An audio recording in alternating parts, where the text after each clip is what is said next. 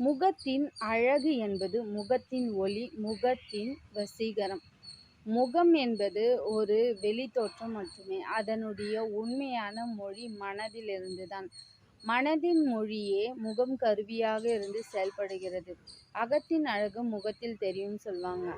முகம் என்பது ஒரு வெளித்தோற்றம் மட்டுமே. உண்மையான மொழி, உண்மையான செயல் எங்க இருக்குன்னா நம்மளுடைய மனசுல தான் இருக்கு.